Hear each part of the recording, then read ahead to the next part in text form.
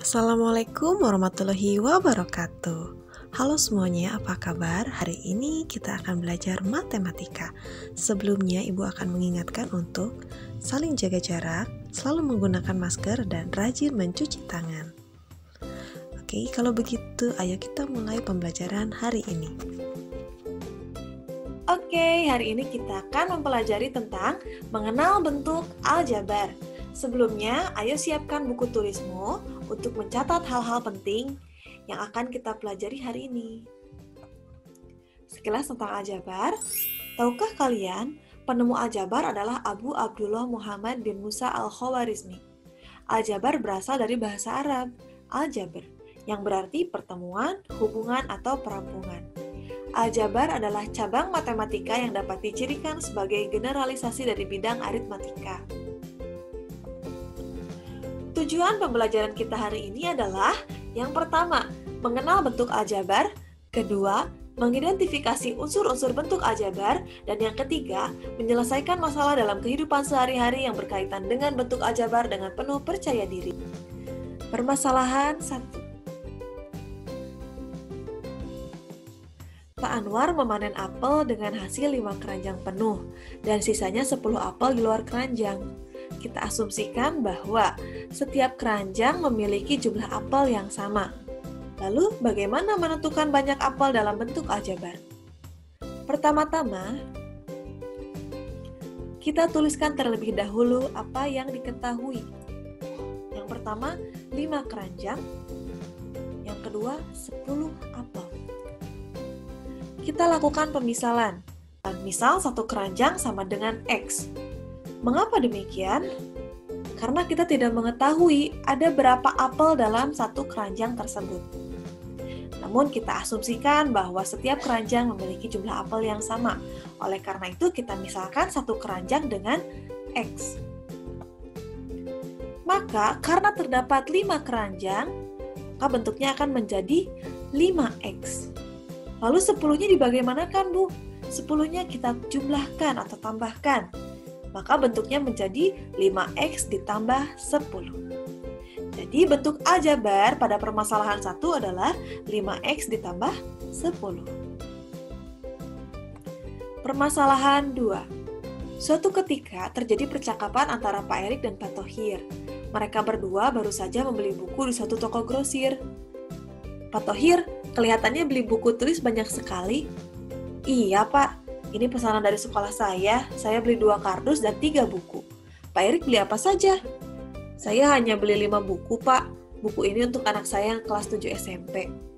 Dalam percakapan tersebut, terlihat 2 orang yang menyatakan banyak buku dengan satuan yang berbeda. Pak Thohir menyatakan jumlah buku dalam satuan kardus, sedangkan Pak Erik langsung menyebutkan banyak bukunya. Lalu kita perhatikan dalam tabel berikut. Pak Thohir membeli 2 kardus dan 3 buku. Bentuk aljabarnya adalah 2X ditambah 3. Sedangkan Pak Erik membeli 5 buku, maka bentuk aljabarnya 5. Simbol X ini bisa mewakili sebarang bilangan. Karena X dimisalkan dengan 1 kardus, sebagai contoh misalnya X-nya 10 atau 1 kardusnya 10, maka 2 dikali 10 tambah 3 yaitu 23. Jika X-nya 15, maka 2 dikali 15 tambah 3 yaitu 33. Dan seterusnya. Nilai pada bentuk aljabar di atas bergantung pada nilai X. Dengan mengikuti langkah pada ilustrasi sebelumnya, selesaikan ilustrasi berikut. Hari ini Eko dan Denny bermain kelereng bersama. Eko membawa 3 kotak berisi kelereng, 2 toples berisi kelereng, dan 2 buah kelereng di luar kotak dan toples. Sedangkan Denny membawa 4 kotak berisi kelereng, 1 toples berisi kelereng, dan 3 buah kelereng di luar kotak dan toples. Tentukan bentuk aljabar dari kelereng yang dibawa Eko dan Denny. Kita asumsikan jumlah kelereng setiap kotak dan setiap toples masing-masing adalah sama. Untuk penyelesaiannya, kita lakukan pemisalan terlebih dahulu. Kita misalkan X menyatakan 1 kotak dan Y menyatakan 1 toples. Barang yang dibawa oleh Eko adalah 3 kotak, 2 toples, dan 2 kelereng. Karena kita memisalkan atau menyatakan satu kotak X, maka 3 kotak adalah 3X. Lalu 2 toples adalah 2Y, dan kelereng 2. Kita jumlahkan, bentuk aljabarnya menjadi 3X ditambah 2Y ditambah 2. Untuk barang yang dibawa oleh Denny membawa 4 kotak, 1 toples, dan 3 kelereng. 4 kotak maka 4X, 1 toples, 1Y, dan 3.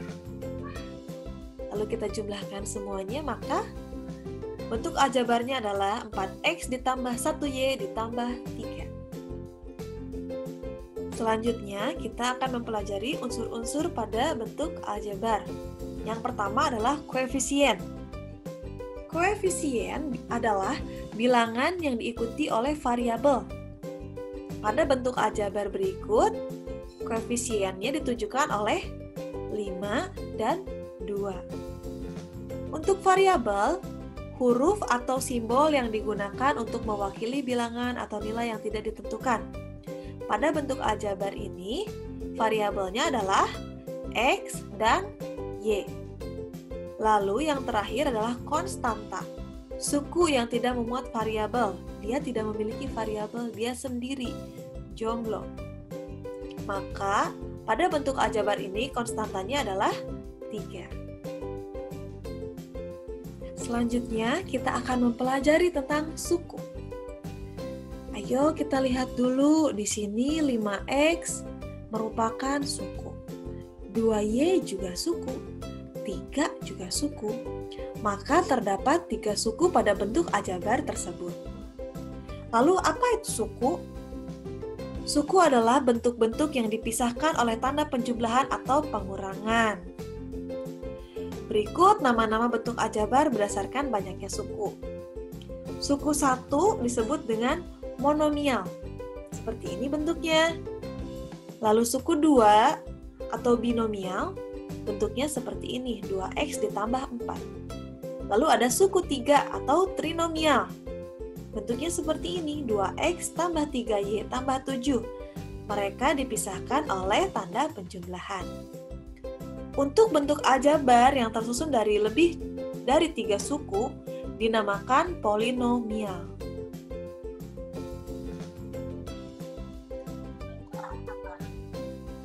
Selanjutnya, kita akan mempelajari tentang suku sejenis dan tidak sejenis. Untuk mempelajari hal tersebut, ayo kita pahami tabel berikut. Nomor 1. 2X min 5X dan 7X dikatakan sejenis. Kenapa demikian? Alasannya adalah karena memiliki variabel yang sama, yaitu X. Betul ya, mereka memiliki X. Lalu nomor 2, 8Y pangkat 3Z dan 8YZ pangkat 3 dikatakan tidak sejenis, karena tidak memiliki variabel yang sama. Benarkah itu? Ayo kita buktikan. Untuk suku yang Ibu tunjuk dengan tanda panah ini, variabel yang memiliki pangkat 3 adalah variabel Y. Sedangkan untuk suku yang ini, variabel yang memiliki pangkat 3 adalah variabel Z. Sehingga variabel mereka tidak sama dan dikatakan tidak sejenis. Lalu untuk nomor 3, negatif 6P kuadrat dan 2P kuadrat dikatakan sejenis karena memiliki variabel yang sama, yaitu P kuadrat. Nomor 4, 3AB dan 2PQ dikatakan tidak sejenis karena tidak memiliki variabel yang sama. Betul ya, AB dan PQ jelas tidak sama. Lalu nomor 5, 9XY kuadrat Z dan 5XY kuadrat Z dikatakan sejenis karena memiliki variabel yang sama, XY kuadrat Z.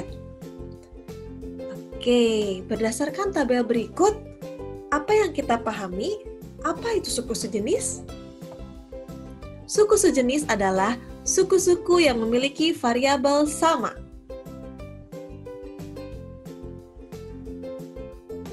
Selanjutnya, kita akan belajar bagaimana menyederhanakan bentuk aljabar. Soal nomor 1. Sederhanakan bentuk aljabar 4x tambah 9 dikurang 5x dikurang 2. Untuk menyederhanakan soal tersebut, kita dapat mengelompokkan suku-suku sejenisnya terlebih dahulu. Pada soal suku-suku sejenisnya yaitu 4x dan negatif 5x ya, kita dekatkan mereka. Lalu 9 dan negatif 2 kita dekatkan juga karena mereka sama-sama tidak memiliki variabel. Maka bentuknya akan menjadi seperti ini. Setelah seperti ini, kita dapat mengoperasikan 4x dikurang 5x. Berapakah itu? 4x dikurang 5x adalah negatif 1x. Sedangkan 9 dikurang 2 adalah 7. Maka jawabannya adalah negatif 1x ditambah 7. Atau kita bisa menuliskannya seperti ini, negatif x tambah 7. Bagaimana? Apakah kalian sudah bisa? Kalau begitu, ayo kita coba soal berikutnya. Nomor 2. Sederhanakan bentuk aljabar 9a kuadrat ditambah 3ab dikurang 7b kuadrat dikurang 12a kuadrat ditambah 6ab ditambah 2b kuadrat. Wah, untuk soal nomor 2 ini agak sedikit panjang ya daripada soal nomor 1. Untuk soal nomor 2, ada beberapa suku yang sejenis. Nah, ayo kita kelompokkan terlebih dahulu. Nah, kita kelompokkan dulu 9a kuadrat dengan negatif 12a kuadrat. Lalu, negatif 7b kuadrat dikelompokkan dengan 2b kuadrat. Lalu yang terakhir adalah 3ab kita kelompokkan dengan 6ab. Nah, mereka sudah berkumpul dengan suku-suku sejenisnya, sudah dekat. Kalau begitu, kita dapat mengoperasikannya, betul? Kita operasikan saja. 9a kuadrat dikurang 12a kuadrat adalah negatif 3a kuadrat. Dan negatif 7b kuadrat ditambah 2b kuadrat adalah negatif 5b kuadrat. Lalu, 3ab ditambah 6ab sama dengan 9ab. Nah, ini dia jawabannya. Nah, sekarang kita sudah bisa ya menyederhanakan bentuk aljabar. Ayo, banyak berlatih di rumah, cari soal-soal dari buku, dari internet. Lalu boleh kalian konsultasikan kepada ibu. Sampai sini dulu pertemuan kita hari ini. Semoga hari kalian menyenangkan, tetap sehat, tetap semangat. Assalamualaikum warahmatullahi wabarakatuh.